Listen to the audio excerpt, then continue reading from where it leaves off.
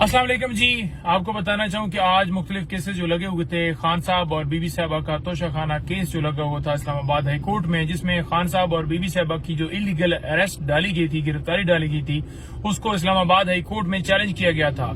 उसके ऊपर हमने बड़ा वाज़िया कहा कि चीफ जस्टिस अमर फारूक साहब हमारा केस ना सुने। आज एक खुशाइन बात हुई कि वो उस बेंच का हिस्सा नहीं थे और आज उस केस की सुनवाई हुई। जब सुनवाई हुई तो उसमें आज अदालत ने, मुअज़्ज़ज़ अदालत ने क्या किया कि नोटिस फरमा दिए।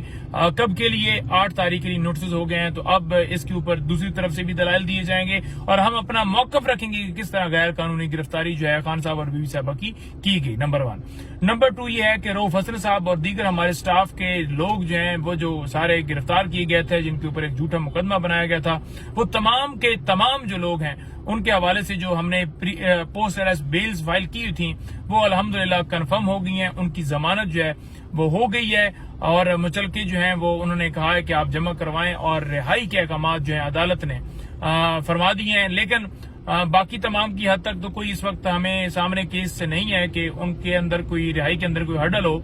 लेकिन रऊफ साहब के ऊपर एक और मुकदमे के अंदर से उन्हें नॉमिनेट किया गया था। सीटीडी के अंदर एक मुकदमा दर्ज किया गया था। जो वकास जंजुआ साहब हैं, हमारे इंटरनेशनल मीडिया के कोऑर्डिनेटर के कलदम तंजीमों से ये मवाद खरीदते हैं और ये उनके ऊपर एक मुकदमा था और उसमें इनको इम्प्लीकेट किया गया था कि 3 लाख रुपए इन्होंने दिए है मवाद खरीदने के लिए। तो वो जो मुकदमा है उसके अंदर फिजिकल रिमांड इनका चल रहा है जो कल खत्म होगा। तो लिहाजा जब रिमांड खत्म होगा तो बेल फाइल होगी और उनकी बेल जो है उस मुकदमे में हो सकेगी और रिहाई का आगे मामला बढ़ेगा। नंबर 3 बात यह है कि वकास जंजुआ को आज जुडिशियल कर दिया गया है। FIA के मुकदमा जो इनके ऊपर दर्ज किया गया था रऊफ हसन और तमाम स्टाफ के ऊपर, उसमें उसे भी नॉमिनेट किया गया था। तो उसकी जो है वो फिजिकल रिमांड की सजा की गई थी, लेकिन अदालत ने उसे जुडिशियल कर दिया है। अब बेल की तरफ मामला बढ़ेगा। झूठे मुकदमात बना रहे हैं, लोगों को उठा रहे हैं। कोई स्टाफ है, कोई कोऑर्डिनेटर है, कोई चाय वाला है, कोई फोटो बनाने वाला है। तो इस तरह के मुकदमात हैं जी। और PTI को जलसा और रैली करने के हवाले से जो दरखास्तें थी जिसके ऊपर अलाउ नहीं किया गया था और तो इन्हें अदालत में गए थे, वो भी आज समाअत हुई। तो उनकी तरफ से ये बताया गया, इंतजामी की तरफ से 22 तारीख को ये जलसा कर सकते हैं। हमने कहा कि 13 अगस्त को रात को जो है 13 अगस्त वाले दिन हम चाहते हैं कि जलसा हो, क्योंकि 14 अगस्त जो है वो हमारा जो है वो दिन है जो 14 अगस्त आजादी का दिन है। तो लिहाजा हम 13 अगस्त को करना चाहते हैं, क्योंकि ये बहाने बनाते हैं। अगर ये अपनी डेट भी देते हैं तो उसके ऊपर भी ये मुकर जाते हैं। अदालत ने कहा कि 2 दिन के अंदर डिसाइड किया जाए। अगले जुमे के लिए उन्होंने रखा कि अगर कोई आपको फिर मसला हुआ तो आप रजू कीजिएगा।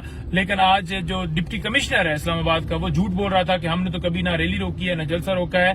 और अदालत ने जो है उसे कहा कि आपको आशीर्वाद दी जाती है, आपकी जो है आपको अप्रिशिएट किया जाता है जब आप इनकी दरखास्तें खारिज करते हैं। आप जिनको जो है वो जिनकी मंशा के ऊपर और जिनको खुश करने के लिए दरखास्तें खारिज करते हैं, तो वो सिर्फ और सिर्फ उनकी खुशी के लिए आप किसी पार्टी को जलसा और रैली करने की इजाजत नहीं दे रहे।